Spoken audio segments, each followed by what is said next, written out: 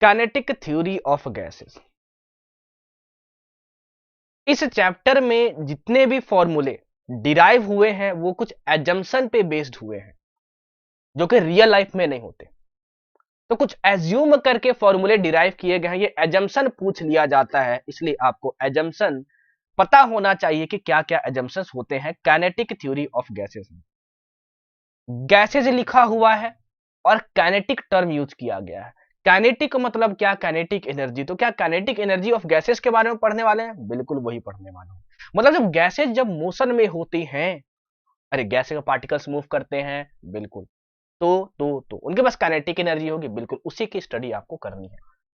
जितने भी फॉर्मूले आएंगे वो इन एजम्पशन पे बेसिस पे ही आएंगे। तो एजम्पशंस क्या क्या है उस बात को समझते हैं। अगर मान लो तुम्हारे पास एक कंटेनर है, मान लो तुम्हारे पास एक कंटेनर है, इसके अंदर क्या है? गैस के मॉलिक्यूल्स है। एक गैस है मान लो, उसके मॉलिक्यूल्स है, ठीक है। इतनी बात आ रही है समझ में? हाँ सर इतनी बात आ रही है समझ में। गैस के क्या है? मॉलिक्यूल्स हैं। तो पहला पॉइंट पढ़ो, a gas consist a large number of tiny identical spherical electrically neutral stable elastic particles called molecules. मतलब इसमें जो एक मॉलिक्यूल होगा ना, अरे गैस है ना पूरा, तो बहुत सारे मॉलिक्यूल से मिलके बना होगा ना। एक O2 थोड़ी होगा, बहुत सारे O2 होंगे, तो बहुत सारे मॉलिक्यूल्स होंगे। तो हर एक O2 का, जैसे ऑक्सीजन ले लो, जो साइज है वो बहुत छोटा है, उसको स्फेरिकल शेप का माना गया है। शेप कैसा भी हो लेकिन स्फेरिकल शेप का माना गया। वो इलेक्ट्रिकली न्यूट्रल है, कोई चार्ज नहीं है उसके पास, स्टेबल है और इलास्टिक पार्टिकल्स है। इलास्टिक पार्टिकल्स होने का मतलब ये हुआ कि अगर किसी भी दो मॉलिक्यूल्स के बीच में अगर टकराव होता है तो क्या होगा? इलास्टिक कोलिजन होगा। ठीक है सर, फर्स्ट पॉइंट हमें समझ में आ गया। पेशेंस रखना, पेशेंस रखना, नहीं तो पक्का चकरा जाओगे काइनेटिक थ्योरी ऑफ गैसेस में। जिस तरीके से पढ़ाऊंगा उस तरीके को बस ध्यान रखिएगा, मजा आ जाएगा, एक भी क्वेश्चन नहीं अटकेगा, गर्दा गर्दा उड़ा दोगे। हाँ सर ठीक है। सेकंड देखिए, the space occupied by the molecules of a gas is extremely small as compared to the volume of the gas. Simple सी बात है, बहुत बहुत बहुत बेहतरीन ये एजम्पशन है और बहुत आसान है समझने में। देखिए, अगर मैं वॉल्यूम ऑफ गैस की बात करूं, सुनिएगा, वॉल्यूम ऑफ गैस की मैं अगर बात करूं तो गैस की वॉल्यूम क्या होती है? जो कंटेनर की वॉल्यूम हो, बिल्कुल ये पूरा है V, जो कि कंटेनर का वॉल्यूम है। अगर मैं किसी भी एक मॉलिक्यूल को उठा लूं, इसमें से एक मॉलिक्यूल को उठा लिया, लीजिए ये गैस का एक मॉलिक्यूल है, तो जाहिर सी बात है ये टिनी है, टिनी माने हो छोटा सा, तो इसका जो वॉल्यूम होगा वो बहुत छोटा होगा, वो स्मॉल v है अगर, तो small v is very very very very very less than capital V। ये है तुम्हारा सेकंड एजम्पशन। ठीक है सर, इतनी बात हमको समझ में आती है। एजम्पशन पूछ लेता है, which of the following assumption of kinetic theory of gases is correct. ठीक है। Third, the molecules of a gas are in a state of continuous random motion with all possible speeds ranging from zero to infinity in different possible directions. ये तो बहुत simple है कि जो gas के molecules हैं उस कंटेनर में, वो कॉन्टिन्यूअस मोशन में है, रेस्ट पे नहीं है, मूव कर रहा है, यो यो यो यो यो यो, ठीक है, ऐसे एकदम डांस करते करते। और स्पीड उसकी कुछ भी हो सकती है, किसी मॉलिक्यूल की स्पीड 0 भी हो सकती है, किसी की इंफिनिटी भी हो सकती है, किसी की उसके बीच में भी हो सकती है, 10 12 13 14 15, 1 2 3 4 5 6 7 8 9 10 11, कुछ भी हो सकता है। ठीक है, चलिए, और वो किसी भी डायरेक्शन में मूव कर सकता है, मतलब इस डायरेक्शन में भी, इस डायरेक्शन में भी, इस डायरेक्शन में भी, इस डायरेक्शन में भी, इस डायरेक्शन में भी, इस डायरेक्शन में भी, इस डायरेक्शन में भी, किसी भी डायरेक्शन में मूव कर सकता है। तो ये भी एजम्पशन है काइनेटिक थ्योरी ऑफ गैसेस का।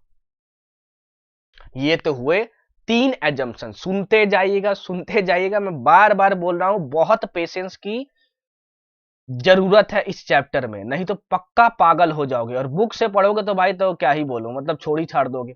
पेशेंस प्लीज रखिएगा, जो जो बोल रहा हूं विश्वास रखिएगा, उसी से क्वेश्चन आएंगे। ठीक है, चलिए, ये थे हुए तीन एजम्पशन। बाकी के तीन एजम्पशन इससे भी ज्यादा इंपॉर्टेंट है, वो क्या है सुनिए।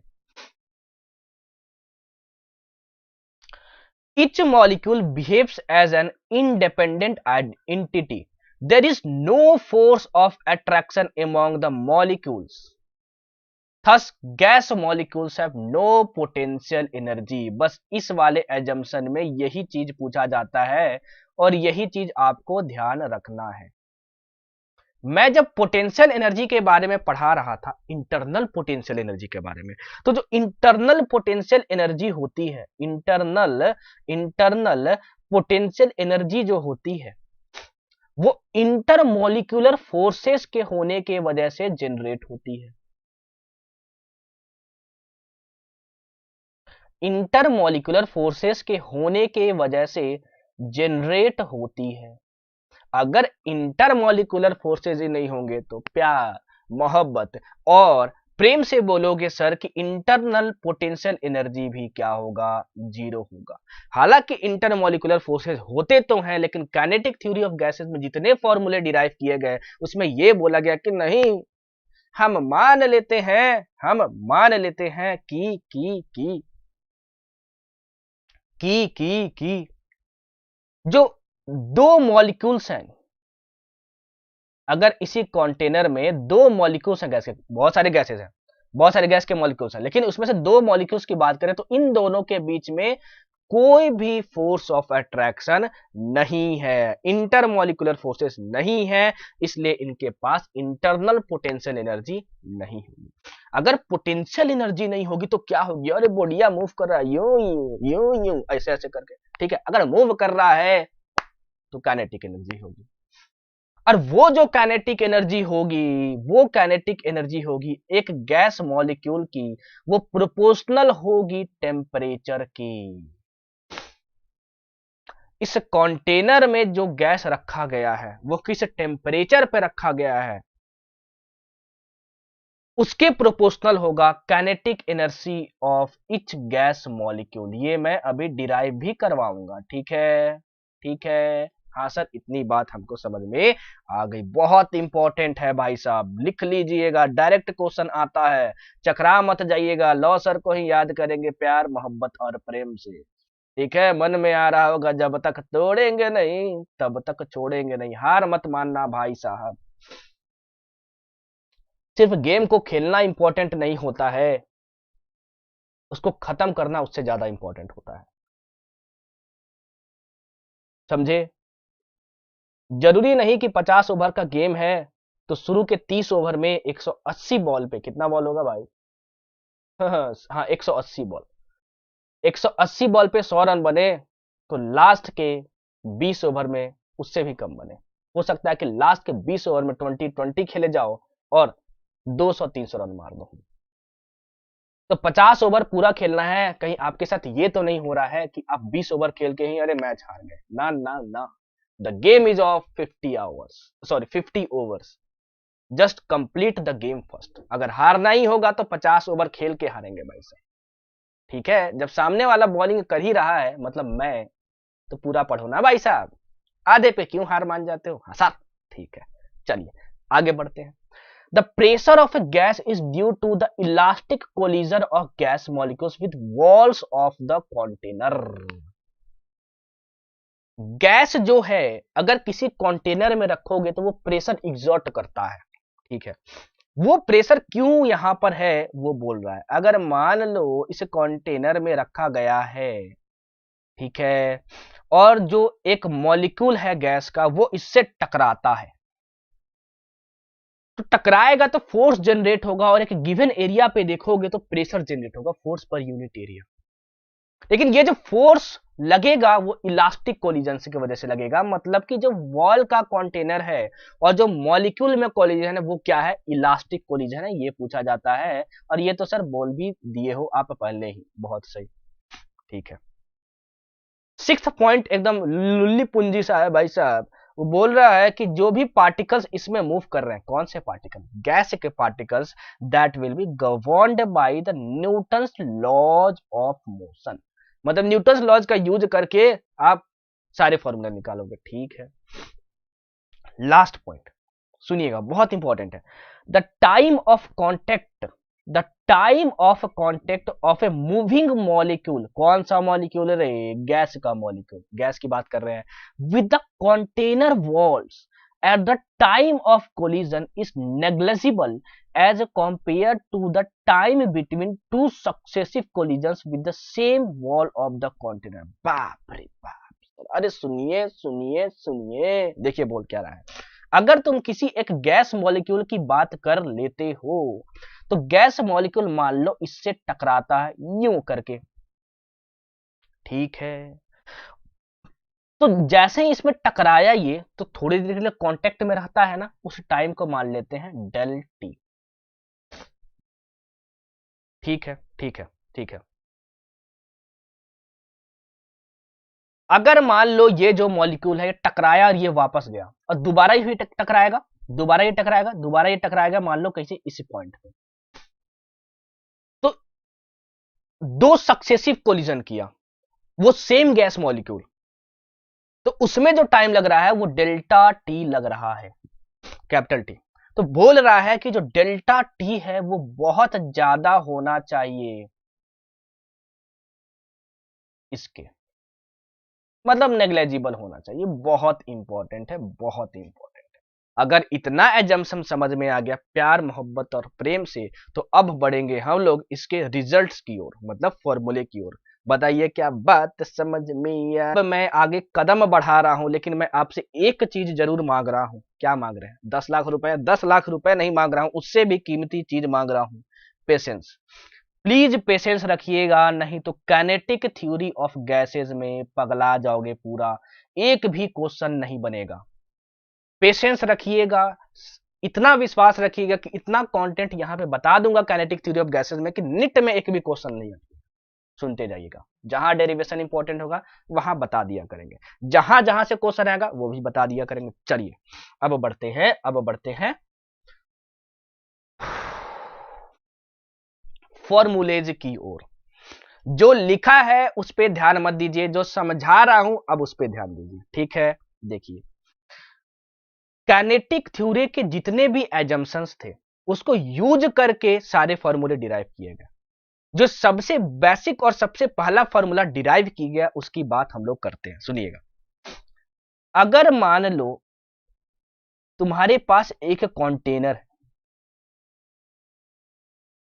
सुनते जाइएगा, तुम्हारे पास क्या है, एक कंटेनर है, इसमें गैस है, तो मॉलिक्यूल्स इसके बहुत सारे होंगे। चलिए मॉलिक्यूल्स बना लेते हैं।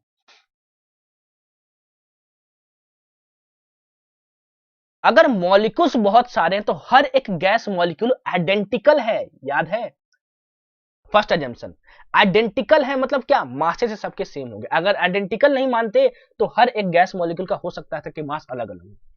तो स्मॉल एम जो है, सुनिएगा, स्मॉल एम जो है वो क्या है, mass of one gas molecule. इसमें बहुत सारे मॉलिक्यूल हैं, अगर एक गैस मॉलिक्यूल की बात करें तो उसका मास स्मॉल एम है। समझ में आया? ठीक है।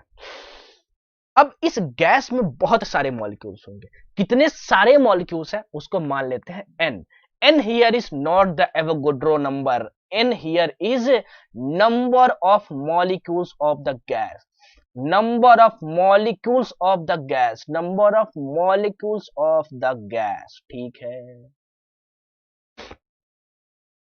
ठीक है सर, ठीक है सर, ठीक है, इतनी बात हमको समझ में आती है।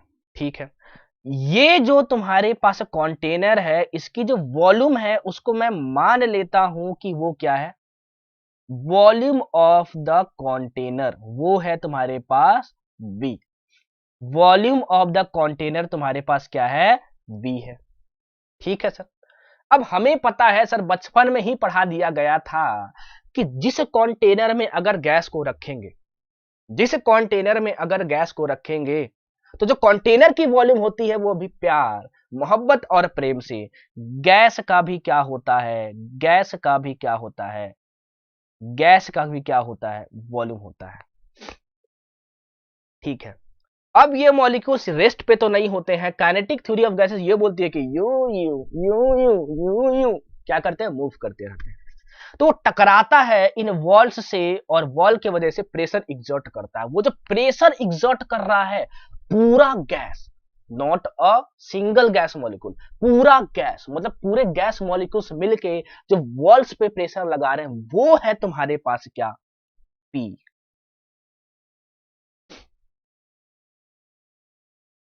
इसकी जो वैल्यू होती है वो होती है 1/3 m capital N by capital V और ये V आरएमएस का होल स्क्वायर। भाई साहब इसको मत देखिएगा, पहले ही बोल दे रहा हूं, बहुत इंपॉर्टेंट फॉर्मूला है ये, डायरेक्ट पूछ लिया जाता है। बहुत इंपॉर्टेंट फॉर्मूला है ये, डायरेक्ट पूछ लिया जाता है। P क्या है यहां पे, pressure exerted by one gas molecule. No no no, this P is pressure exerted by the gas, मतलब पूरे गैस मॉलिक्यूल से मिलके बना पूरा गैस ना भाई साहब। तो ये जो P है वो क्या है, pressure exerted by the gas है। स्मॉल m क्या है, molar of mass of the gas. No no no, उसमें बहुत सारे मॉलिक्यूल्स हैं, किसी भी एक मॉलिक्यूल को पकड़ोगे तो उसका मास जो है स्मॉल m। n क्या है, Avogadro number. No no no, n क्या है, नंबर ऑफ गैस मॉलिक्यूल्स, तुमने कितने मॉलिक्यूल्स लिए हैं गैस के, ठीक है। V क्या है, वॉल्यूम ऑफ द कंटेनर बोलो या वॉल्यूम ऑफ द पूरा गैस बोल लो। V is the volume of the पूरा gas, not a single gas molecule. बात समझ में आई? अरे बिल्कुल समझ में आया सर, वाह क्या स्टाइल मारे हैं, बहुत सही। अब देखिए V आरएमएस क्या है, बाप रे बाप सर, सुनिएगा सुनिएगा सुनिएगा। जो V आरएमएस है ना, V आरएमएस वो एक तरह की स्पीड होती है जो गैस मॉलिक्यूल के पास होती है। आपको 3 टाइप के स्पीड पढ़ने हैं जो एक गैस मॉलिक्यूल के पास हो सकती है, केमिस्ट्री में पढ़े भी होंगे। Root mean square speed, average speed और मोस्ट प्रोबेबल स्पीड। तो उसमें से जो रूट मीन स्क्वायर स्पीड है उसको वी आरएमएस से मैं डिनोट कर रहा हूं। तो हर एक गैस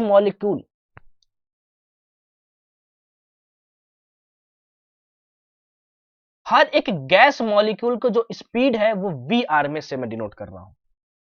तो वो वी आरएमएस यहां पर है। This is average speed, no. This is most probable speed, no. What is this, root mean square speed.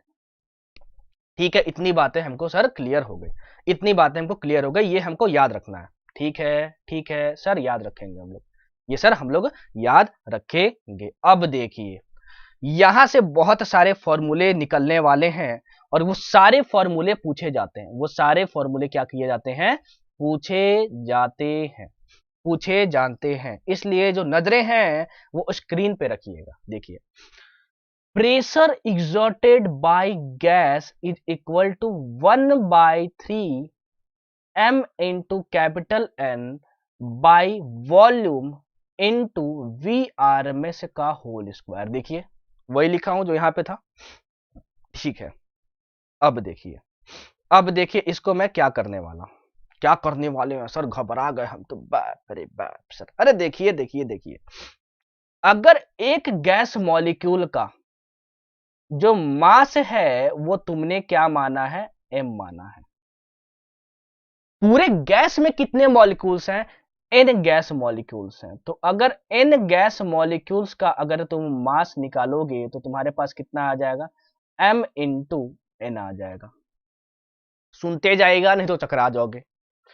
अब इस पूरे n मॉलिक्यूल्स से मिलकर क्या बना है, गैस बना है। तो ये जो आया वो क्या आया, गिवन मास ऑफ गैस आया, गिवन मास ऑफ गैस आया m इंटू कैपिटल N। ठीक है, गैस का वॉल्यूम कितना है, कैपिटल V है, कैपिटल V है, कैपिटल V है गैस का वॉल्यूम। अरे गैस का मास भी मिल गया, गैस का वॉल्यूम भी मिल गया भाई साहब। तो गिवन मास गैस के लिए mn है, उसका वॉल्यूम कितना है, V है, जिस कंटेनर में रखोगे। ये क्या देता है, ये देता है rho, density of the gas.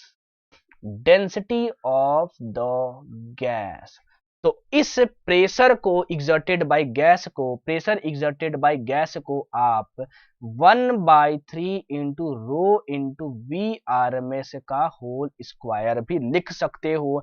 बहुत बार अलग अलग एग्जामिनेशन में ये पूछा गया है। क्या इसको याद रखना है? नहीं। क्या डिराइव करने आना चाहिए? बिल्कुल हाँ। ये बहुत इंपॉर्टेंट है, याद रखिए। अब देखिए, डायरेक्ट फॉर्मूला पूछा जाता है, न्यूमेरिकल इस पे नहीं पूछेगा, डायरेक्ट फॉर्मूला पूछ देगा, तो पगलाना नहीं कि बताइए कौन सा फॉर्मूला सही है, यही दिया रहेगा ऑप्शन में।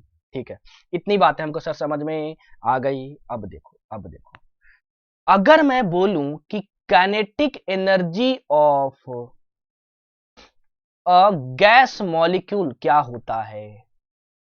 एक गैस मॉलिक्यूल की मैं बात कर रहा हूं, देखिएगा यहां पर एक गैस मॉलिक्यूल की, तो ये होगा तुम्हारे पास जो होता है, मैं बता रहा हूं, हाफ इंटू एक गैस मॉलिक्यूल का mass small m into we R M S का होल स्क्वायर। मैंने माना है कि सभी आरएमएस स्पीड से मूव कर रहे हैं, ये होता है। एक गैस मॉलिक्यूल की बात कर रहे हैं, ठीक है, ठीक है, एक गैस मॉलिक्यूल की बात कर रहे हैं, एक गैस मॉलिक्यूल की हम लोग बात कर रहे हैं। अच्छा, अब इस फॉर्मूले को मैं दोबारा यूज करने वाला हूं, सुनते जाइएगा। इस फॉर्मूले को मैं दोबारा यूज करने वाला हूं। देखिए, तो ये हुआ तुम्हारे पास P is equal to 1/3 mn by v into we R M S का होल स्क्वायर। ठीक है, मैं क्या कर रहा हूं, सुनते जाइएगा, बाई 2 इंटू 2 कर दे रहा हूं। कोई दिक्कत? नहीं दिक्कत सर, नहीं दिक्कत सर। अच्छा, अगर दिक्कत नहीं तो आगे नजरें गड़ा के रखिएगा, सुनिएगा। ये आया तुम्हारे पास हाफ और ये आया तुम्हारे पास M N V R M S square.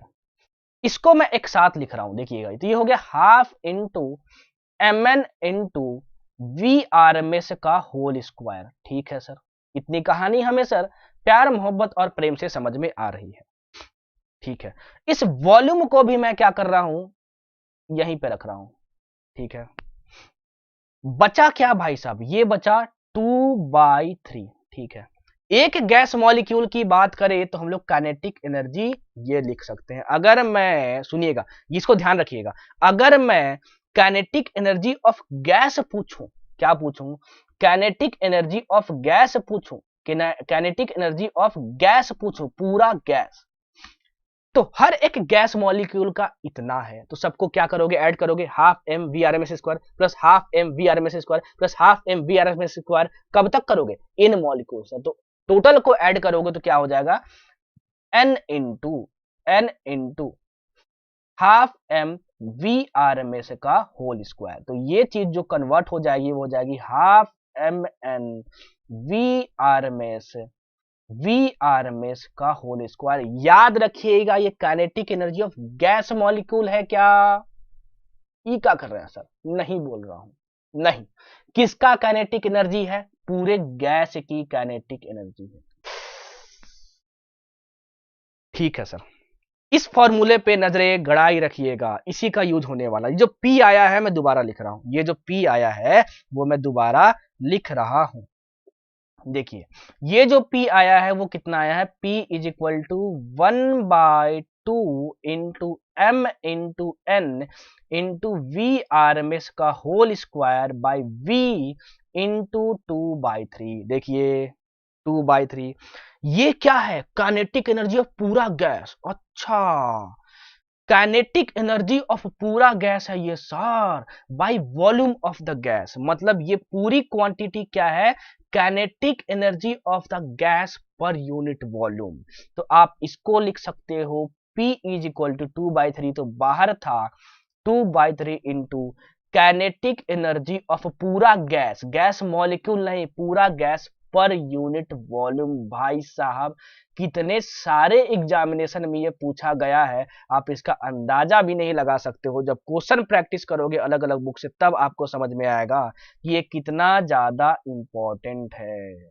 आपसे क्या पूछा जाएगा, प्रेशर एक्सर्टेड बाय गैस और kinetic energy of gas per unit volume का रेशियो 2/3 टिक मारना होगा, या फिर kinetic of energy of gas per unit volume दिया रहेगा और आपको 2/3 इंटू दिस करना होगा, या फिर डायरेक्ट आपसे ये रिलेशन ही पूछ लिया जाएगा। बात समझ में आई? बताइए कि नहीं? इतने सारे फॉर्मूले आपसे डायरेक्ट पूछ सकता है, इतने सारे फॉर्मूले आपसे डायरेक्ट पूछ सकता है। ठीक है, चलिए, ठीक है सर, ठीक है सर। चलिए अब बढ़ते हैं हम लोग वी आरएमएस की ओर कि सर आरएमएस स्पीड क्या होता है। थोड़ी बहुत केमिस्ट्री शायद जानते होगे तो ठीक है, नहीं जानते हो तो कोई बात नहीं, कोई बात नहीं। ठीक है सर, मान लो तुम्हारे पास क्या है, एक कंटेनर में गैस मॉलिक्यूल्स हैं, गैस मॉलिक्यूल्स हैं, गैस मॉलिक्यूल्स हैं, ये कंटेनर में है। किसी की स्पीड है v1, किसी की स्पीड है v2, किसी की स्पीड है v3, किसी की स्पीड है v4, किसी की स्पीड है v5, किसी की स्पीड है v6, किसी की स्पीड है v7, किसी की स्पीड है v8, एट्थ मॉलिक्यूल, किसी की स्पीड है v9। तो इन सारे गैस मॉलिक्यूल्स की आरएमएस स्पीड कैसे डिफाइन करोगे? तो आरएमएस स्पीड जो होगा, जो आरएमएस स्पीड होगा वो क्या होगा, सुनते जाइएगा। अगर मान लो 3 मॉलिक्यूल्स है बस, तो वो लिखोगे अंडर रूट फर्स्ट मॉलिक्यूल की स्पीड का whole square plus second molecule की स्पीड का whole square plus third molecule की स्पीड का होल स्क्वायर बाई क्या करोगे, जितने नंबर ऑफ मॉलिक्यूल्स हैं बाई 3 करोगे। लेकिन मान लो n मॉलिक्यूल्स है तुम्हारे पास, तो ये n तक क्या होगा, स्क्वायर होगा, और बाई डिवाइडेड बाय क्या करोगे, टोटल नंबर ऑफ मॉलिक्यूल्स करोगे। n क्या है, टोटल नंबर ऑफ मॉलिक्यूल्स है। इस पे भी क्वेश्चंस आते हैं, इस पे भी क्वेश्चंस आते हैं। ठीक है, ये होती है आरएमएस स्पीड। इसका जो फॉर्मूला है जो यूज होगा ज्यादातर वो क्या है सर बताइए? डेरिवेशन की कोई जरूरत नहीं, फॉर्मूले की जरूरत है। चलिए समझते हैं। जो वी आरएमएस का फॉर्मूला आपके सामने यूज होगा, सबसे ज्यादा फॉर्मूला आपका यूज होगा ये वाला, under root 3RT by capital M. ये तीनों फॉर्मूले वी आरएमएस के ही हैं, लेकिन आपको तीनों फॉर्मूले नहीं याद रखना है, ये फॉर्मूला बस याद रखना है।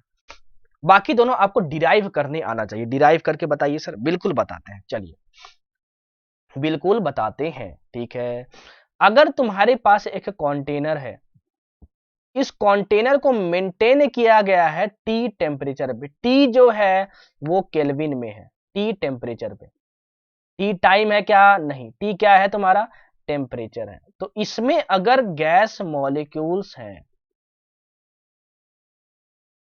तो इसको टी टेम्परेचर पे मेंटेन किया गया है। जो कैपिटल एम है, सुनिएगा, कैपिटल एम है वो mass of each gas molecule नहीं है, वो है molar mass of the gas. क्या है, molar mass of the gas,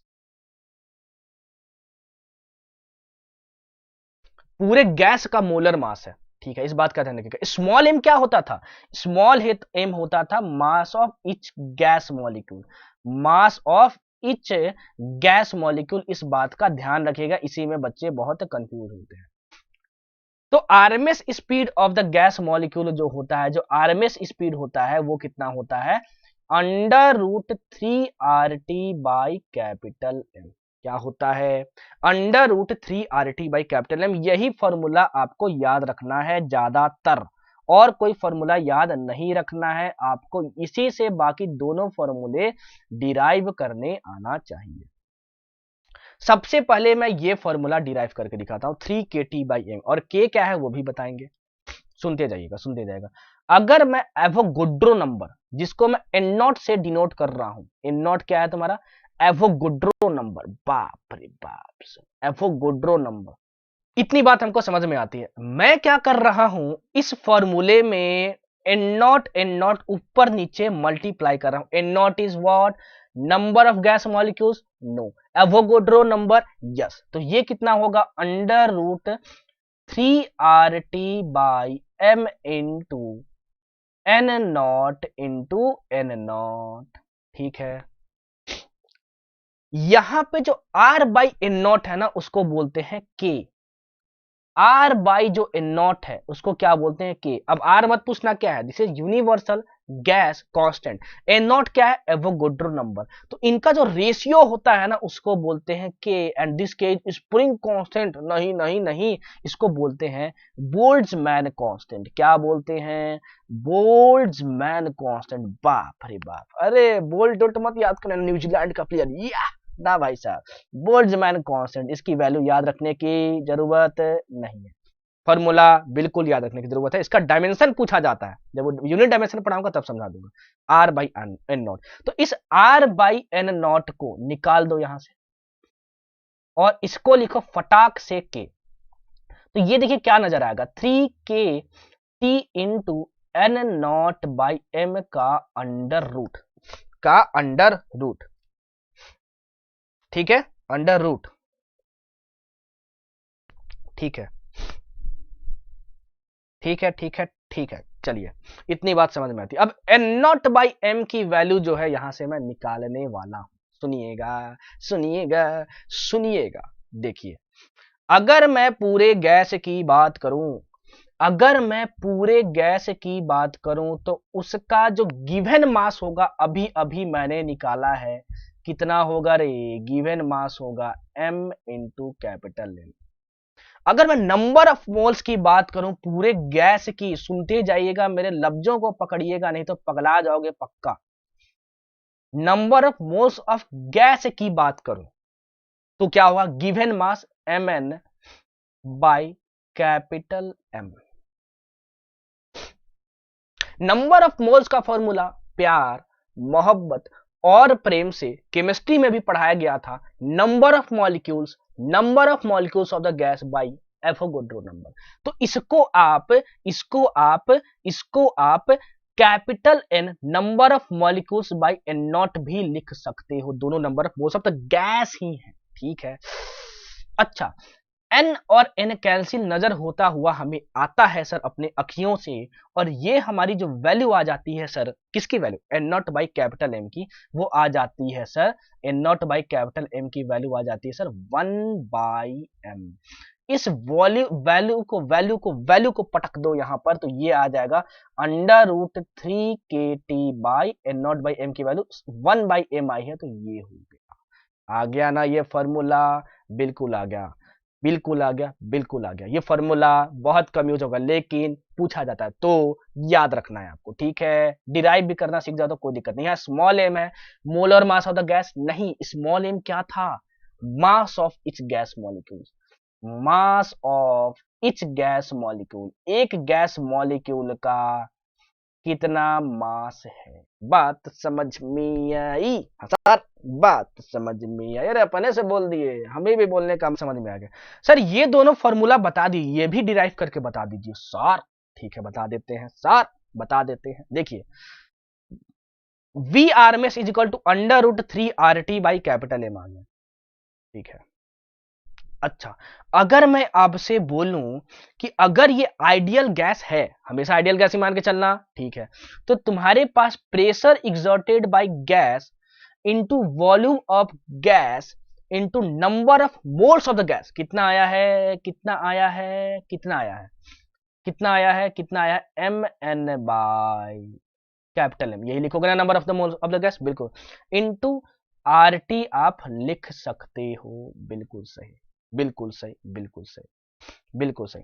अगर मैं क्या करूं, इस कैपिटल एम को इधर पटक दूं, नहीं नहीं नहीं कैपिटल एम को नहीं, इस वॉल्यूम को इधर पटक दूं, तो देखिए ये क्या हो जाएगा, P is equal to m n by capital V, और RT बाई कैपिटल M को इस साइड रखूं। चलिए भाई साहब ये वैल्यू क्या है, ये डेंसिटी ऑफ द गैस है। देखिए कहां गया भाई साहब, हाँ देखिए Mn by capital V density of the gas, अरे भाई साहब मजा दिला दिए सर। तो ये तुम्हारे पास क्या है, ये है तुम्हारे पास रो। तो यहां से RT बाई एम की वैल्यू क्या आ गई, RT बाई एम की वैल्यू आ गई P बाई रो। तो RT बाई एम की जगह P बाई रो रखोगे तो ये फॉर्मूला नजर आएगा। कोई भी ऑप्शन में पूछ सकता है टिक मारने के लिए, लेकिन तीनों फॉर्मूले याद नहीं रखने हैं आपको, डिराइव करने आना चाहिए। आना चाहिए। अब बढ़ते हैं दूसरे स्पीड की तरफ। दूसरा जो हमारे पास स्पीड है जो गैस का पॉसिबल हो सकता है वो तो पढ़ेंगे ही, एवरेज स्पीड। लेकिन उससे पहले कुछ चीजें और समझते हैं जो कि नेट पॉइंट ऑफ व्यू से बहुत इंपॉर्टेंट है। ठीक है, ठीक है, ठीक है, ठीक है, ठीक है, ठीक है, देखते हैं। चलिए, काइनेटिक एनर्जी एंड टेम्परेचर। बाप रे बाप, क्या पढ़ाने वाले हैं सर। अरे देखिए, तो मैं आपको पढ़ाने वाला हूं kinetic energy of each gas molecule. इसका फॉर्मूला अभी अभी लिखा था। एक गैस मॉलिक्यूल का मास स्मॉल एम, उसकी speed v R M s. तो मैं बोला था ये होती है half M v R M S का होल स्क्वायर।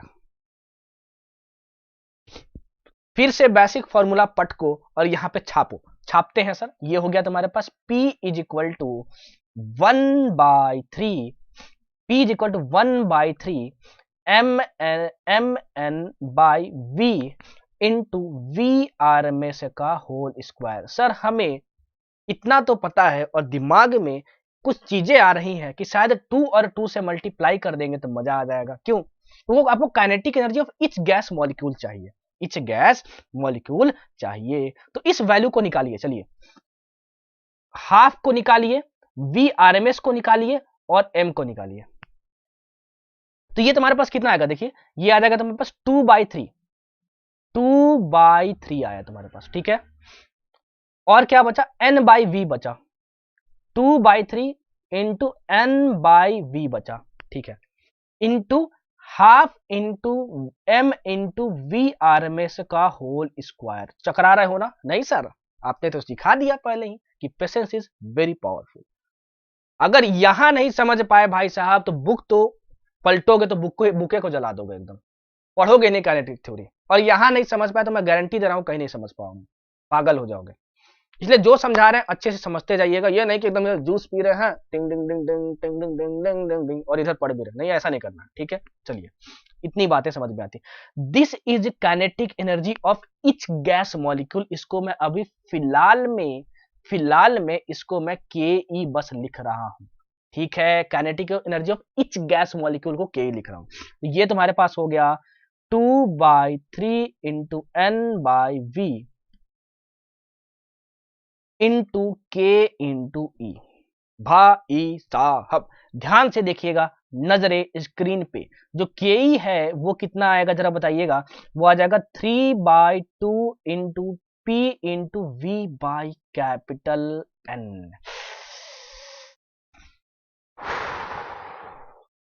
अगर ये आइडियल गैस है तो क्या मैं इसको लिख सकता हूं? ये अच्छे से देखिएगा, पीवी इज इक्वल टू, क्या मैं एनआरटी लिख सकता हूं? बिल्कुल लिख सकते हैं सर, बिल्कुल लिख सकते हैं सर। अब देखिएगा, मैं ऊपर नीचे एवोगाड्रो नंबर से मल्टीप्लाई कर रहा हूं क्योंकि मैं चाह रहा हूं कि ये जो रिजल्ट आए वो बोल्ट्जमैन कांस्टेंट में आए। अच्छा ठीक है सर, तो बोल्ट्जमैन कांस्टेंट होता है आर बाई एन नॉट। चलिए लिखिए, ये होता है 3/2 इंटू, ये क्या हुआ देखिए, 3/2 into N into N naught by capital N, n into N naught by capital N. और ये टी का टी और आर बाई एन नॉट बन जाता है बोल्ट्जमैन कांस्टेंट के। अगर मैं बात करूं नंबर ऑफ मोल्स की, तो मैं बोलूंगा, क्या मैं बोलूंगा? एन क्या है? Number of moles of the gas है। क्या है? Number of moles of the gas है। बहुत सही मेरे प्यारे बच्चों, अगर ये number of moles of the gas है तो आप इसको number of molecules of the gas by Avogadro number भी लिख सकते हो। तो ये जो है n into capital n naught by capital N की वैल्यू 1 आ जाएगी। तो ये वैल्यू 1 हो गई, तो ये बचा 3/2 इंटू के टी। मतलब क्या हुआ?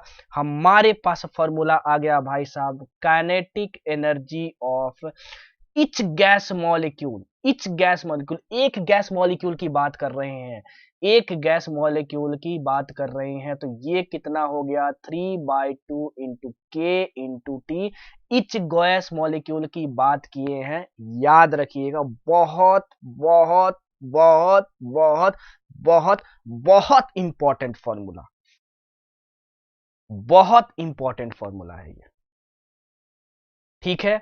बहुत ज्यादा इंपॉर्टेंट फॉर्मूला। इसको kinetic energy of each gas molecule भी बोलते हैं, इसको mean translational kinetic energy of gas molecule भी बोलते हैं, या फिर मीन के जगह पे एक और टर्म यूज किया जाता है, एवरेज ट्रांसलेशनल काइनेटिक एनर्जी भी बोलते हैं। तो चकरा मत जाना भाई साहब कि ये क्या बोल रहा है। अरे भाई साहब, अभी सिर्फ हम लोग उसके हाफ mv स्क्वायर की बात करें तो हाफ mv स्क्वायर कब आता है, जब बॉडी ट्रांसलेट करती है। इसलिए जो काइनेटिक एनर्जी है that is translational kinetic energy. तो सिंपल काइनेटिक एनर्जी बोले या मीन ट्रांसलेशनल काइनेटिक एनर्जी बोले या फिर मीन को एवरेज भी बोलते हैं, एवरेज बोले तो यही फॉर्मूला होगा।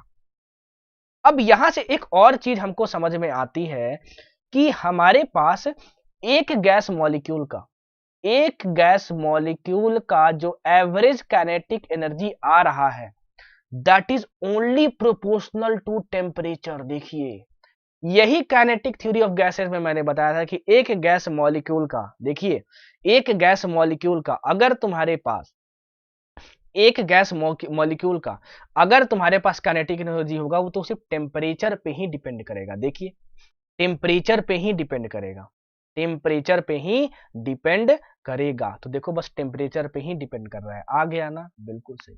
अब एक गैस मॉलिक्यूल का मेन काइनेटिक एनर्जी जो है वो कितना आता है, 3/2 into R by N naught into T. बाप रे बाप, ये कैसे आ गया, के था आर बाई एन नॉट। अरे भाई साहब, बोल्ट्जमैन कांस्टेंट की ही value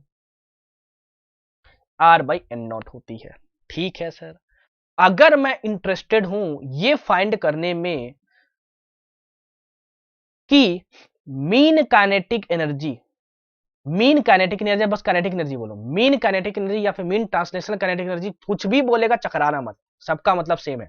mean kinetic energy of 1 mole of gas find करना चाहूं, 1 मोल ऑफ गैस फाइंड करना चाहूं तो क्या होगा। ये 1 मोल ऑफ गैस के लिए फॉर्मूला बता रहा हूं, अभी जो आया है वो एक गैस मॉलिक्यूल के लिए आया, याद रखिएगा। तो एक मोल ऑफ गैस में एन नॉट मॉलिक्यूल्स होते हैं, पता होगा केमिस्ट्री से, बिल्कुल। एक गैस मॉलिक्यूल की इतनी काइनेटिक एनर्जी, तो एन नॉट मॉलिक्यूल की कितनी, 3/2 into R by N naught into N naught into T. तो ये और ये कैंसिल हो गया, तो ये आया 3/2 आर टी। भाई साहब प्लीज प्लीज प्लीज आपसे रिक्वेस्ट है कि ध्यान रखिएगा कि क्या पूछा जा रहा है, हड़बड़ी में गलती मत कीजिएगा। एक मोल ऑफ गैस की mean translational kinetic energy 3/2 R T होती है, और अगर एक गैस मॉलिक्यूल की बात करें तो 3/2 के टी होती है। बहुत ज्यादा पूछा जाता है। अब तीसरे टाइप की स्पीड, अब तीसरे टाइप की स्पीड, तीसरे टाइप की स्पीड होती है मोस्ट प्रोबेबल स्पीड।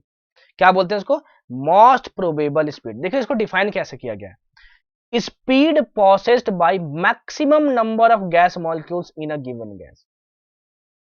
एक गैस है, बहुत सारे उसमें मॉलिक्यूल्स होंगे, तो मैक्सिमम मॉलिक्यूल के पास जो स्पीड होगी उसी को बोलते हैं मोस्ट प्रोबेबल स्पीड। तो कभी कभार डिफिनीशन ही इसका पूछ लेता है, तो डिफिनीशन इंपॉर्टेंट है, ठीक है। और इसका जो फॉर्मूला है आपको बस ये याद रखना, √2 RT by capital M. Again मैं इस चीज को क्या करूंगा, अगेन मैं इस चीज को क्या करूंगा, एमपी मतलब क्या, most probable speed, most probable speed क्या करूंगा, √2 RT बाई कैपिटल एम है, ये याद रखिएगा, सब में कैपिटल एम था। अब मैं क्या करूंगा, N naught into N naught से क्या कर लूंगा, इंटू डिवाइड कर लूंगा। तो ये आर बाई एन नॉट क्या बन जाएगा, के बन जाएगा। तो ये हो गया 2 इंटू के टी, और N naught by capital M क्या है, 1 इंटू 1 बाई स्मॉल एम आया, तो इंटू 1 बाई स्मॉल एम आ जाएगा। तो ये हो जाएगा √2 के टी बाई स्मॉल एम। देखिए यही लिखा हुआ है। अब प्रेशर और डेंसिटी में आप अपने से चेंज कर लीजिएगा, ठीक है ना, करवा के दिखा चुके हैं, कहां पर, रूट मीन स्क्वायर स्पीड में, ठीक है। आपको बस ये वाला फॉर्मूला याद रखना है जहां पे कैपिटल एम आता है तीनों का, उससे काम हमारा बन जाएगा। अब ये तो ठीक है, फॉर्मूले बेस्ड क्वेश्चन आ जाते हैं सर। रेशियो पूछा जाता है या फिर ये पूछा जाता है तीनों स्पीड में से ग्रेटेस्ट कौन है। तो मोस्ट प्रोबेबल स्पीड आपने जो फाइंड किया है, मोस्ट प्रोबेबल स्पीड वो तुमने फाइंड किया √2 RT बाई कैपिटल एम। जो एवरेज स्पीड तुमने फाइंड किया है वो फाइंड किया है तुमने 8 RT by pi into capital M.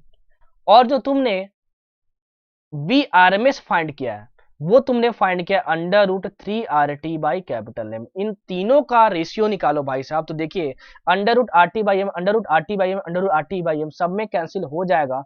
तो ये जो VMPS is to V average is to VRMS अगर आपसे पूछेगा, याद रखिएगा यही ऑर्डर होना चाहिए। कभी अगर ऑर्डर बदल देता है तो दूसरा हो जाएगा रेशियो। अगर ये रेशियो पूछेगा तो देखिए कितना हो जाएगा, यहां बचेगा √2,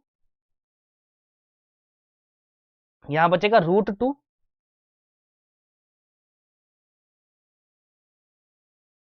इस टू, ये क्या होगा √8 बाई पाई इस टू √3। आप देख सकते हो कि इसमें सबसे ग्रेटर स्पीड कौन सी है भाई साहब। ये तो वैल्यू आएगी 1.414, ये आएगी तुम्हारे पास 1.732। इसकी वैल्यू तो याद है। √8 बाई पाई कितना होगा, √8 बाई 3.14 करोगे तो ये मुझे साफ साफ नजर आ रहा है 2.54 आएगा करीब। तो भाई इससे तो कम होगा ना, बिल्कुल सर, लेकिन इससे तो ज्यादा होगा ना क्योंकि 2.54 है। तो भाई ये स्पीड जो है वो बीच में है। तो तीनों में से सबसे ग्रेटेस्ट स्पीड कौन सी होती है, VRMS। क्या होती है, VRMS जो है वो सबसे ज्यादा है। VRMS जो है वो सबसे ज्यादा, और सबसे कम क्या है, मोस्ट प्रोबेबल स्पीड है। बताइए क्या बात समझ में आई। अगर इतनी बात समझ में आ गई तो अब हम लोग क्वेश्चन की ओर आगे बढ़ेंगे। कॉन्सेप्ट खत्म। अब जितने भी कॉन्सेप्ट आएंगे, डिग्री ऑफ फ्रीडम जो भी है वो आएंगे नेक्स्ट लेक्चर में। करते हैं डिग्री ऑफ फ्रीडम। बाप रे बाप सर, डिग्री ऑफ फ्रीडम क्या होता है sir. Degree of freedom, degree of freedom, इसको DOF भी बोलते हैं, DOF भी बोलते हैं शॉर्ट में। एक बॉडी के पास कितने तरीके की एनर्जी हो सकती है, एक बॉडी के पास कितने तरीके की एनर्जी हो सकती है, उसको बोलते हैं उस बॉडी की डिग्री ऑफ फ्रीडम। हम लोग यहां गैसेस के बारे में बात कर रहे हैं, तो अगर किसी एक गैस मॉलिक्यूल को पकड़ लो, उस गैस मॉलिक्यूल के पास कितने टाइप की एनर्जी हो सकती है उसको बोलते हैं डिग्री ऑफ फ्रीडम। बात समझ में आई, अरे लिख दीजिए और मजा आ जाएगा sir. A gas molecule can have different type of energies. ठीक है, ठीक है। द नंबर ऑफ वेज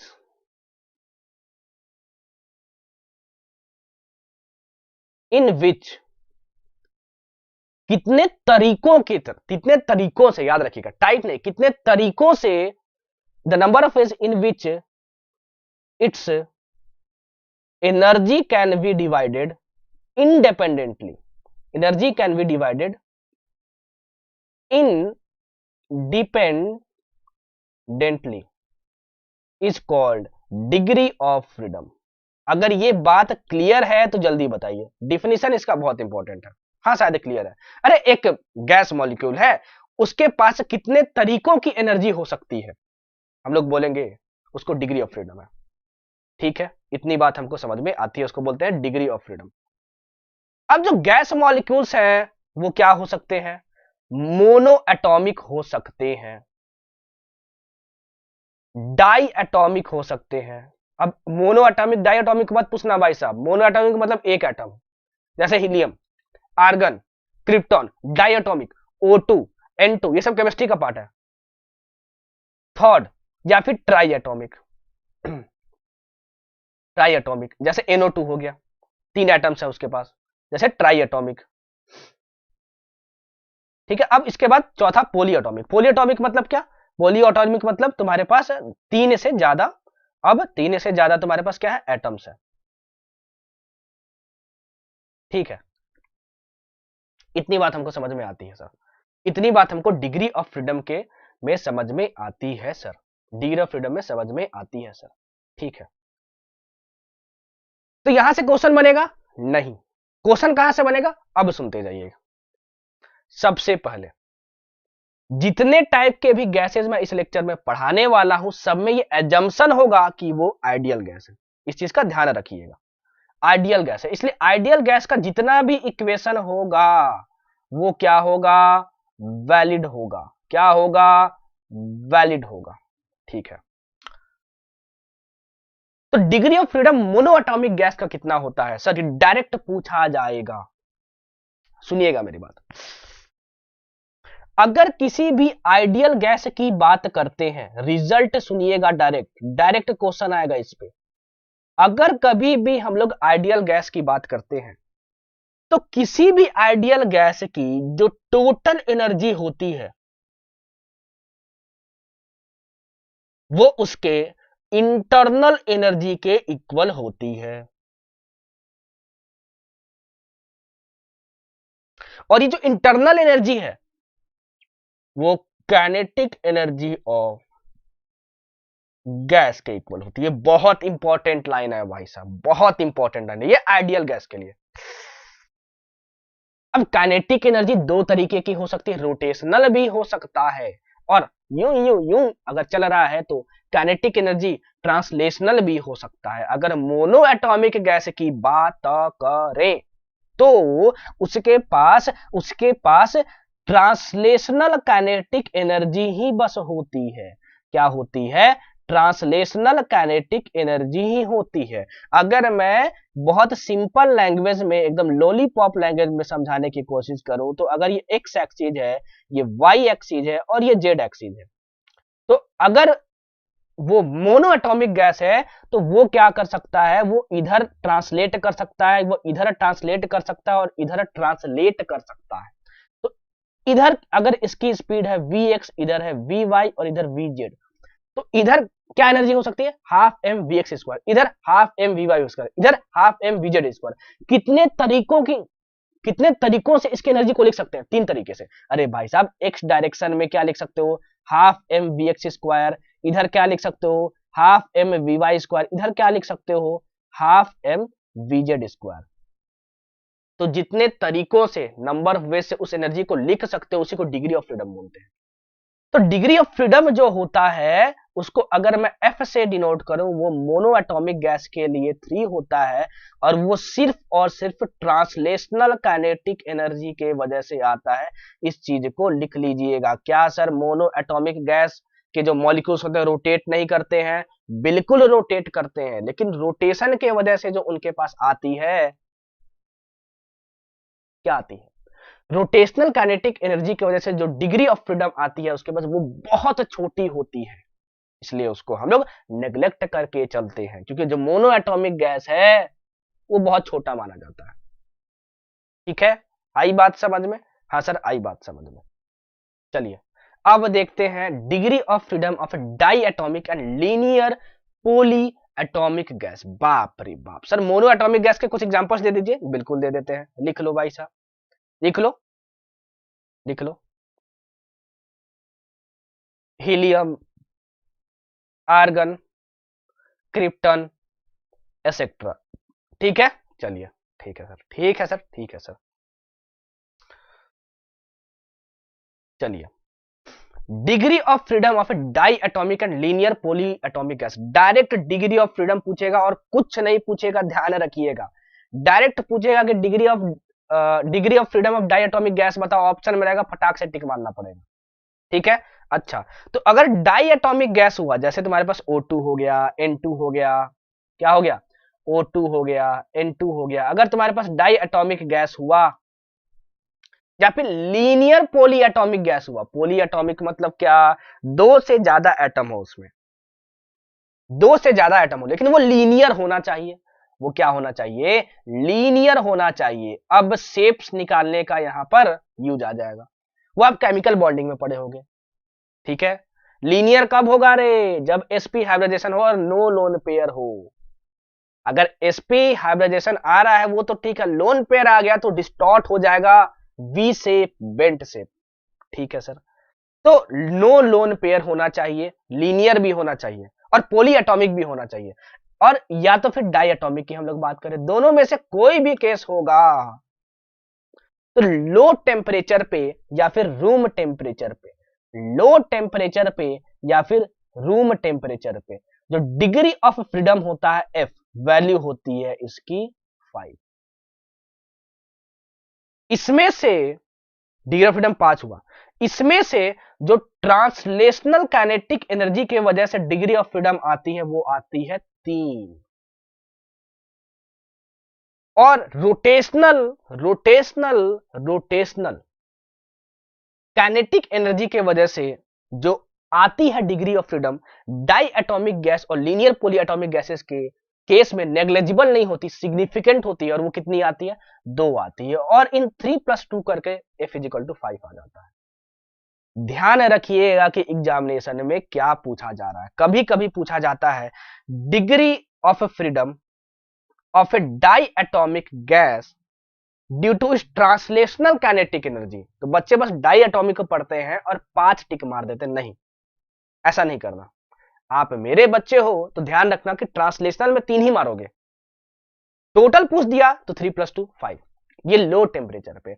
अगर क्वेश्चन में कभी भी टेम्परेचर मेंशन नहीं है तो डिग्री ऑफ फ्रीडम हमेशा यही लेके चलना, लेकिन अगर क्वेश्चन में मेंशन कर दिया कि हाई टेम्परेचर की बात कर रही है, हाई टेम्परेचर की बात की जा रही है, तो हाई टेम्परेचर पे 3 ट्रांसलेशनल और 2 रोटेशन तो होता ही है, वाइब्रेशन के वजह से भी कुछ एनर्जी आ जाती है, और उस एनर्जी को जब ऐड करते हैं तो नंबर ऑफ वेज बढ़ जाता है एनर्जी को लिखने का, तो 2 वाइब्रेशनल एनर्जी के वजह से 5+2 7 हो जाता है डिग्री ऑफ फ्रीडम। तो इस बात का जरूर ध्यान रखिएगा, अगर मेंशन नहीं है कुछ भी तो हमेशा डिग्री ऑफ फ्रीडम 5 मान के ही चलिएगा। बात समझ में आई? हाँ सर, बात समझ में आई। रेगुलरिटी जो है वो बहुत बड़ा इंपैक्ट क्रिएट करती है, सिर्फ पढ़ने से नहीं होता, अगर पढ़ने से होता तो सब 10-10 घंटे पढ़ लेते और सबका रिजल्ट आ जाता। कम से कम 40 से 50 अगर बच्चे तो ऐसे होते ही हैं जो 8-8 10-10 घंटा पढ़ते हैं, तो सबका रिजल्ट आ जाना चाहिए था, लेकिन नहीं आता है, क्योंकि जो सक्सेस है वो सिर्फ हार्डवर्क डिसाइड नहीं करता है, सक्सेस बहुत सारे फैक्टर्स पे डिपेंड करता है, और उसमें से जो सबसे बड़ा फैक्टर होता है ये कि हार्ड वर्क के साथ साथ अपने आप को आप खुद से कैसे पॉलिश करते हो। ठीक है सर, बात समझ में आ गई? नहीं बात समझ में आए तो कोई बात नहीं, चलिए ठीक है ठीक है ठीक है, चलिए। Law of equipartition of energy, यहां से बहुत सारे क्वेश्चन बनते हैं, बहुत सारे क्वेश्चन बनते हैं, सुनते जाइएगा सुनते जाइएगा। अगर तुम्हारे पास n मोल्स ऑफ गैस है, क्या बोलता है इक्विपार्टीशन ऑफ एनर्जी, उसकी बात कर रहा हूं। n मोल्स ऑफ गैस है, ठीक है, और उस गैस को टेम्परेचर T पे रखा गया है, सुनते जाइएगा,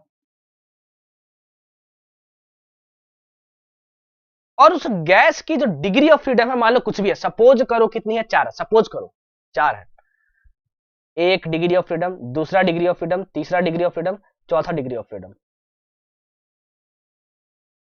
तो ईच डिग्री ऑफ फ्रीडम में जो इंटरनल एनर्जी होगी वो कितनी होगी?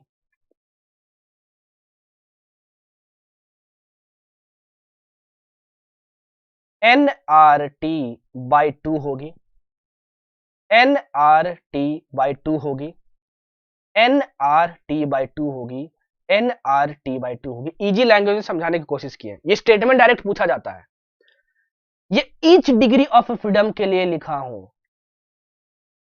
टोटल डिग्री ऑफ फ्रीडम कितनी है? 1 है? नहीं, 4 है, अलग अलग लिख दिया।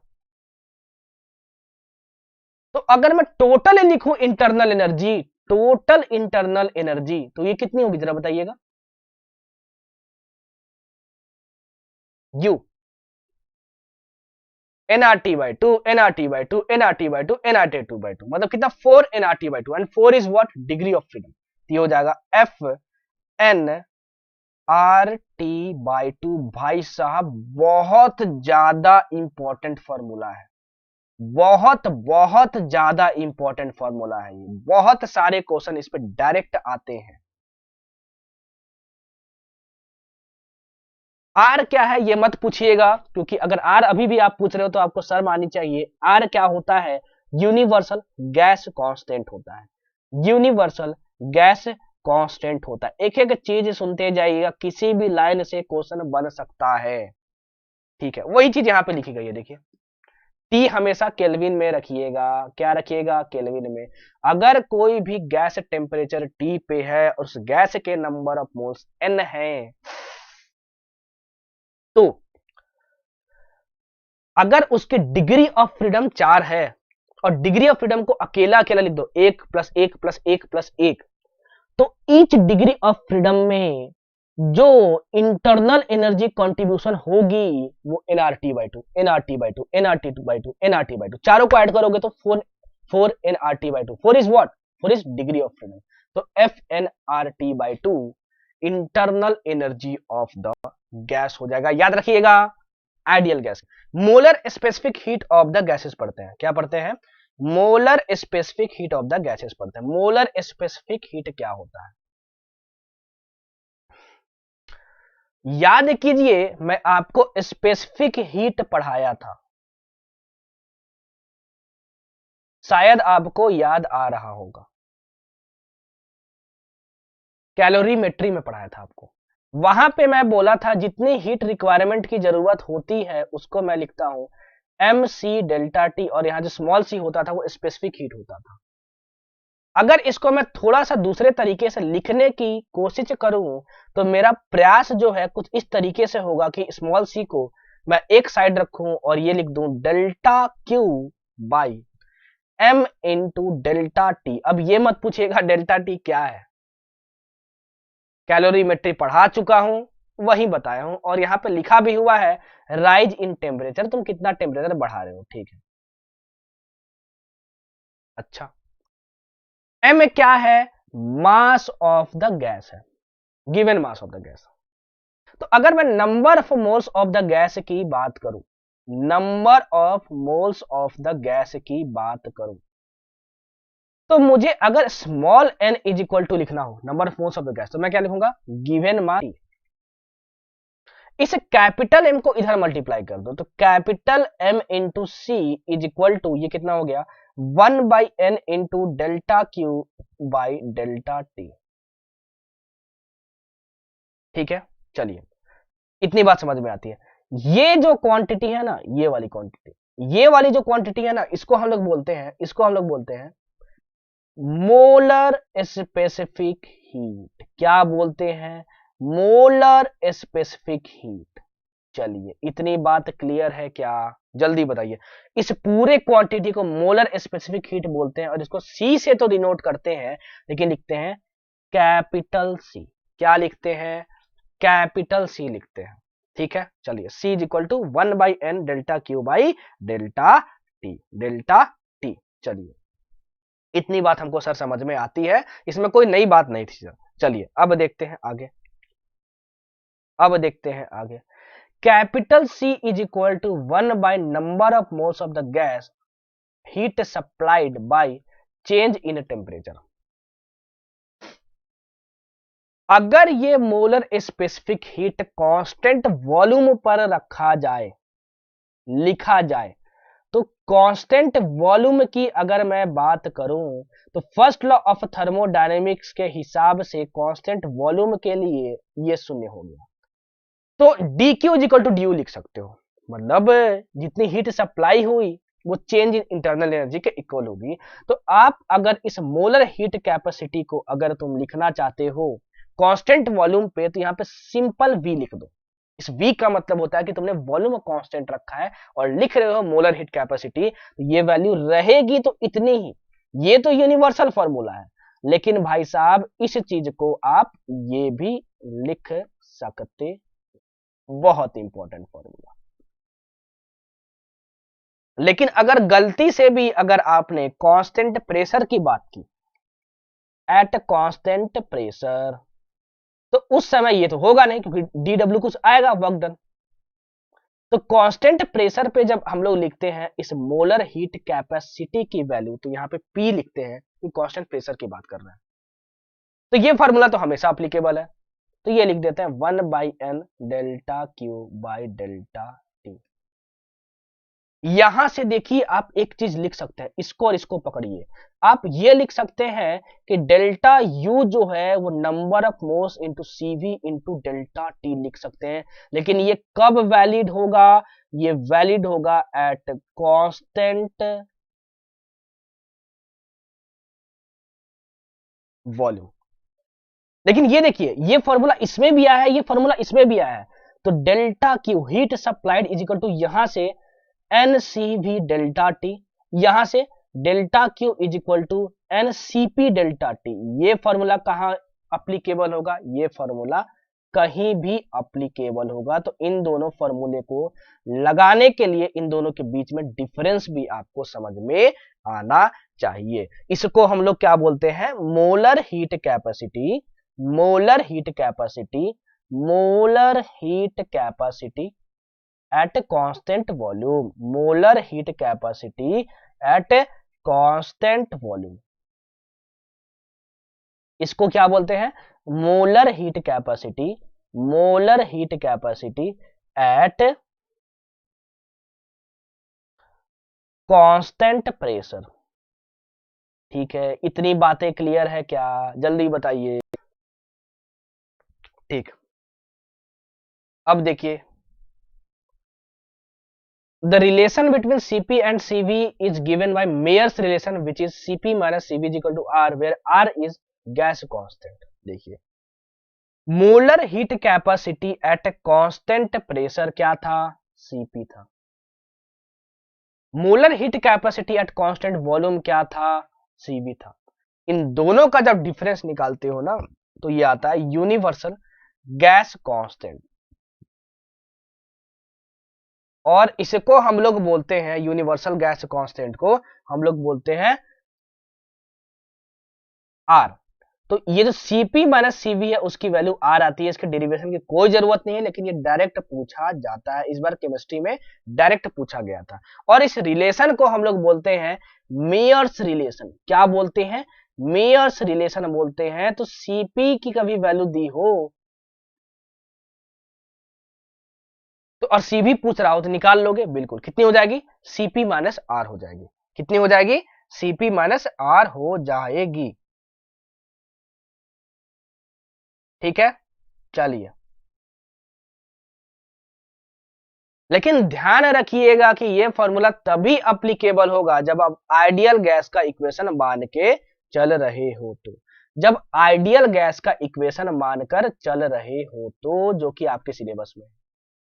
ठीक है, सबसे पहली चीज बहुत इंपॉर्टेंट है ये स्लाइड, यहां हर एक पॉइंट से क्वेश्चन बनता है, सुनते जाइएगा।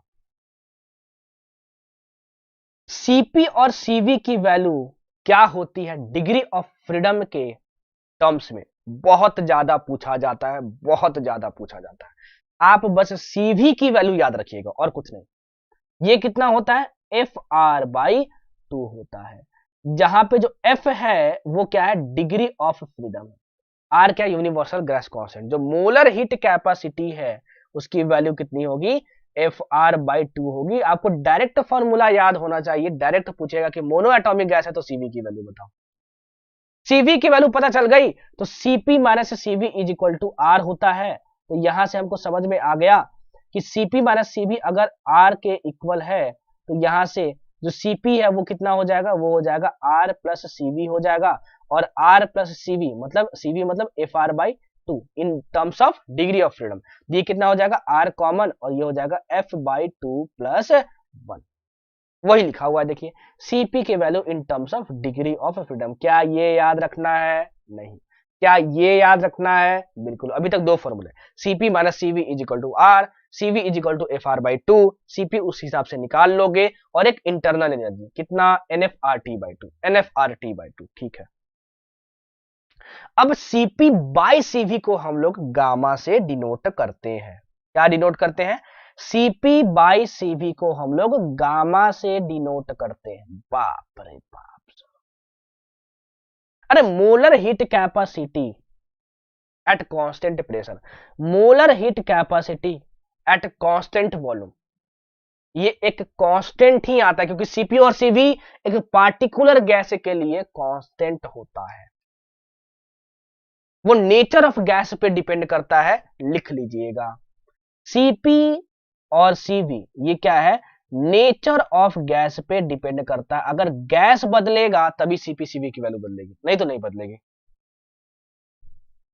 और इसकी जो वैल्यू आती है, इस कांस्टेंट की वैल्यू वो आती है 1+2/f। 1000 बार से भी ज्यादा अलग अलग एग्जामिनेशन में इस पे क्वेश्चन पूछ चुका है। What is gamma? This is ratio of molar heat capacity at constant pressure by molar heat capacity at constant volume. ये हो गया gamma is equal to 1+2/f। Gamma is equal to 1+2/f। इसको hope कि आप जानते होंगे कि इसको गामा पढ़ते हैं।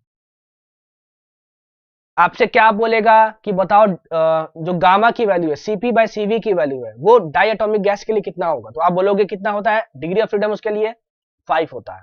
तो 1+2/5 रखोगे, खत्म, आंसर आ गया। पूछेगा कि गामा और एफ के बीच में रिलेशन क्या होता है, ये ऑप्शन में रहेगा, टिक मारोगे, खत्म, यही क्वेश्चन आएगा, यकीन मानो। इससे बाहर और कुछ क्वेश्चन बन ही नहीं सकता है। ठीक है, अब देखिए ये सी क्या है तुम्हारे पास, ये है तुम्हारे पास मोलर हीट कैपेसिटी। कुछ भी यहां पे लगा नहीं हुआ है नीचे में पीवी, तो सिर्फ मोलर हीट कैपेसिटी। अगर कैपिटल सी से डिनोट हम लोग इसको कर रहे हैं तो ये सारे ऊपर के इक्वेशन जो तुम लिखे हो वो आइडियल गैस के लिए ही वैलिड है।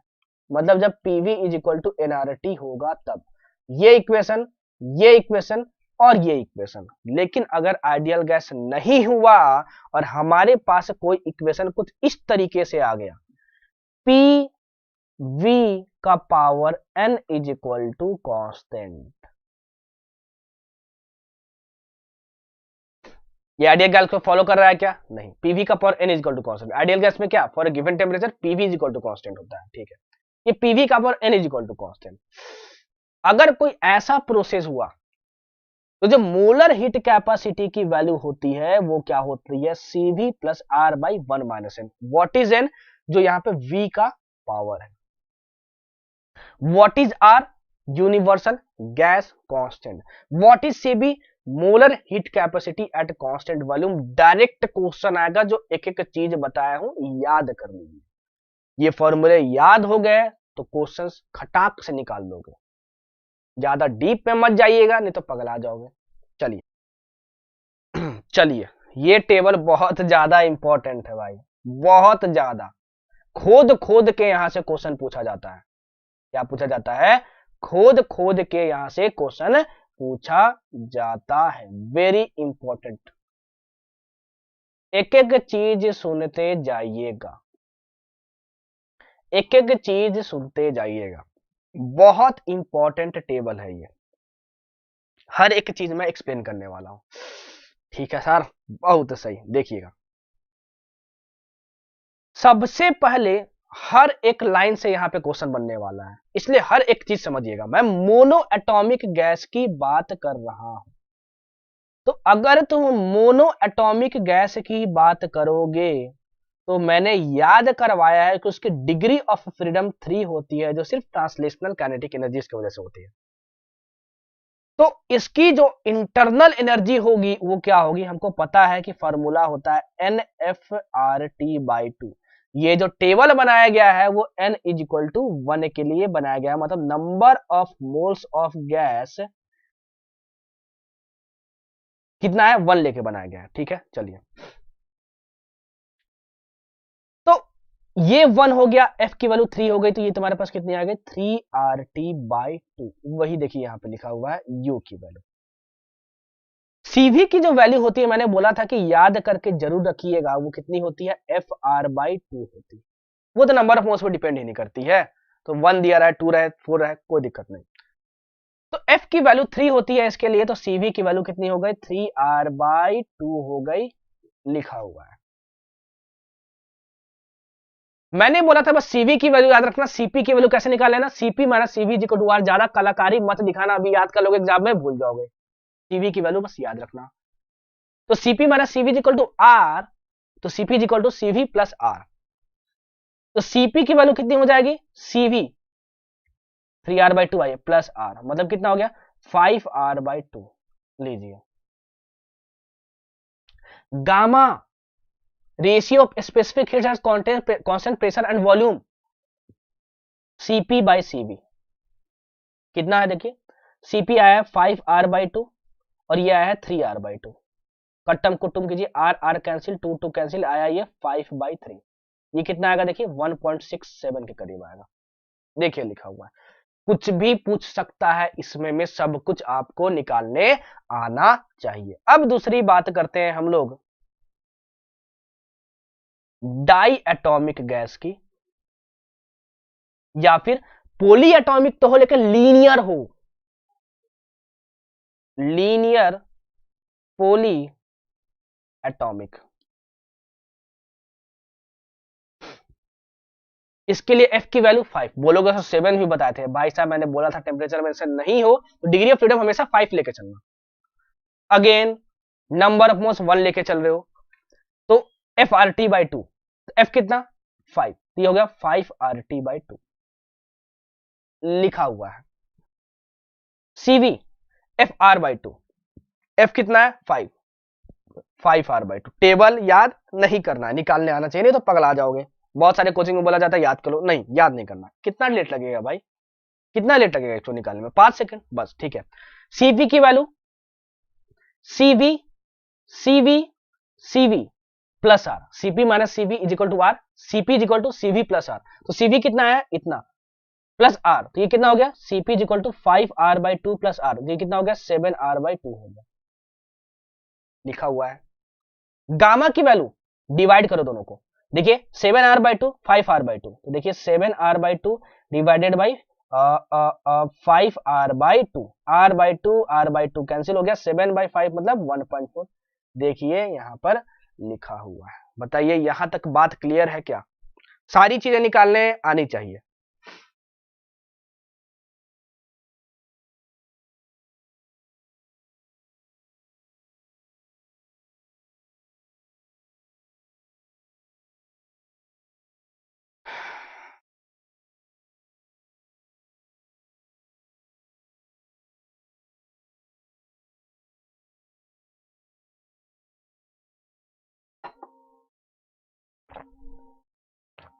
चलिए अब देखिए, नॉन लीनियर पोली एटॉमिक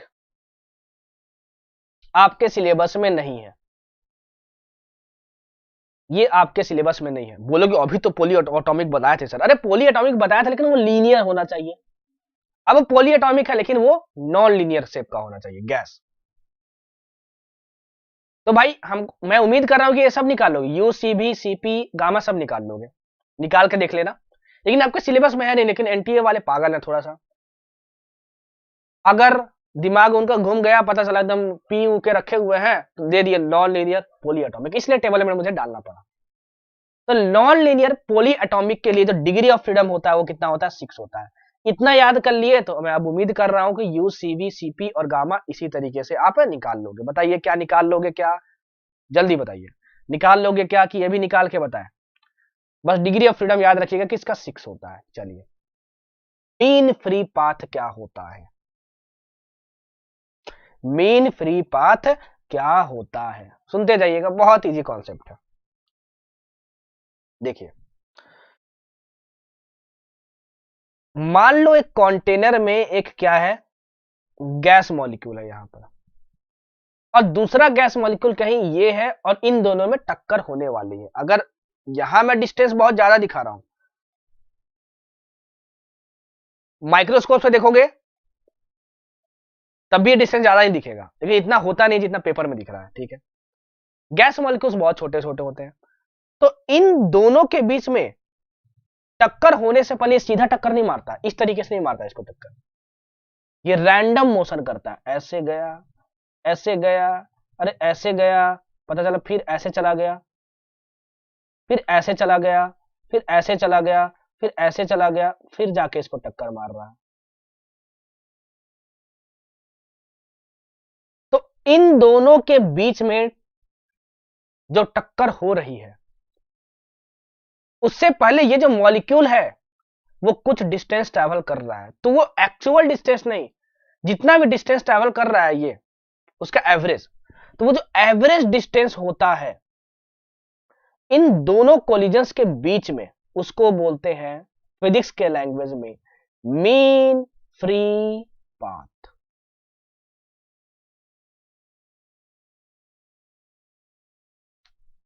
क्या बोलते हैं? Mean free path. अगर यहां से क्वेश्चन आया मीन फ्री पाथ से, तो डायरेक्ट वो फॉर्मूला पूछेगा, याद रखिएगा। और फॉर्मूले में क्या पूछेगा वो भी मैं आपको बता देता हूं। यहां पे जो लेमडा है वो क्या है? ये है मीन फ्री पाथ। वेवलेंथ मत समझ लेना, क्या है? Mean free path. ये क्या है? Average distance between two successive collision.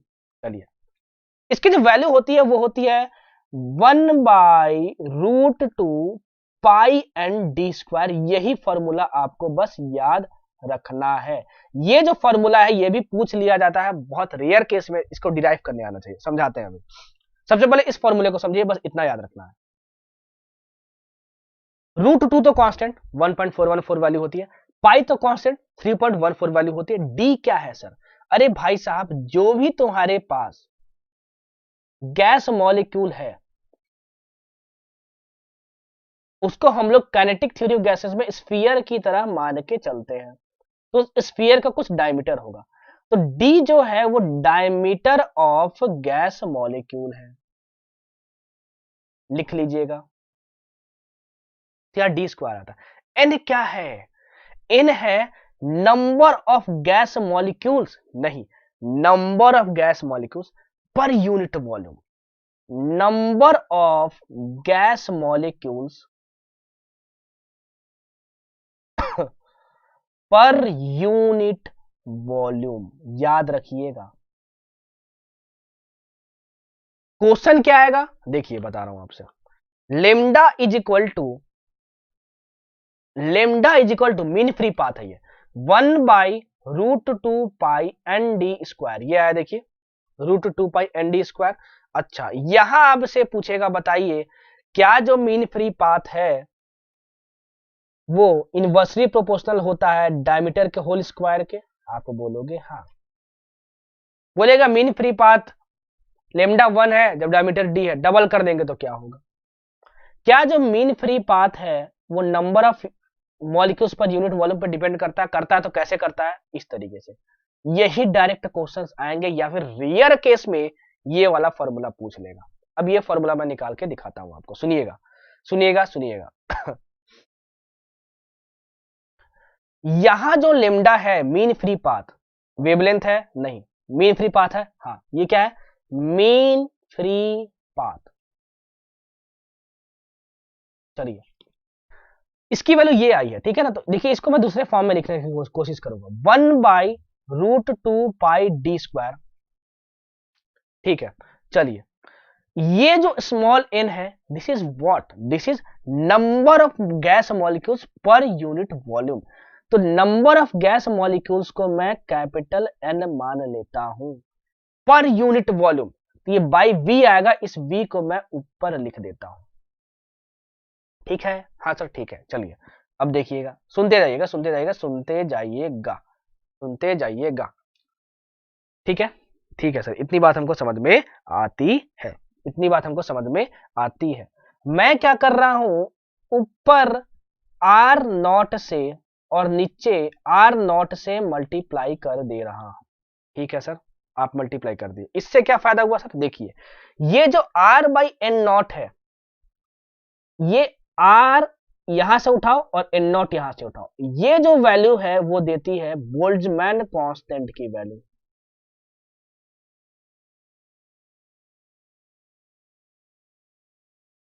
फिलहाल मैं इसको बोल्ट्जमैन कांस्टेंट को के बी से दिखा रहा हूं। ठीक है, तो देखिए, ये क्या हुआ? 1/√2 pi D square. R by N naught क्या हो गया? के बी हो गया, बोल्ट्जमैन कांस्टेंट। बचा क्या क्या? ये देखिए, V इंटू एन नॉट, मतलब N naught into we by N naught into we by R into N. भाई साहब ये नंबर ऑफ गैस मॉलिक्यूल्स है और ये है एवोगैड्रो नंबर। तो इस वाले एन नॉट को अगर मैं नीचे लिखूंगा तो क्या ये number of gas molecules bye Avogadro number, ये पूरी क्वांटिटी क्या नंबर ऑफ मोल्स बन जाएगी? बिल्कुल बन जाएगी। तो ये जो पूरी क्वांटिटी है ये क्या बन गई? देखिए ये बनी V by R into small N. अब हमेशा हम लोग आइडियल गैस मान के चल रहे हैं, तो PV is equal to nRT हो गया। तो V बाई आर एन की वैल्यू निकालो यहां से। तो देखिए V बाई आर एन की वैल्यू निकालोगे यहां से तो ये कितना आ जाएगा? T बाई पी आ जाएगा। इसकी value T by P, T by P जो है टिप दीजिए, टिप दीजिए, ये हो जाएगा 1 by √2 pi D square into KB तो था ही यहां पे इंटू टी बाई पी। देखिए क्या वही एक्सप्रेशन आया है? क्या बिल्कुल वही आया है, लेकिन यहां पर ये टेम्परेचर है और ये प्रेशर है। तो अगर गैस मॉलिक्यूल को फिक्स कर दे तो √2 पाई कांस्टेंट, बोल्ट्जमैन कांस्टेंट और गिवन टेम्परेचर की बात करें तो lambda is inversely proportional to pressure of gas, ये भी पूछा जाता है बहुत बार बहुत बार बहुत बार। चलिए बात समझ में आई।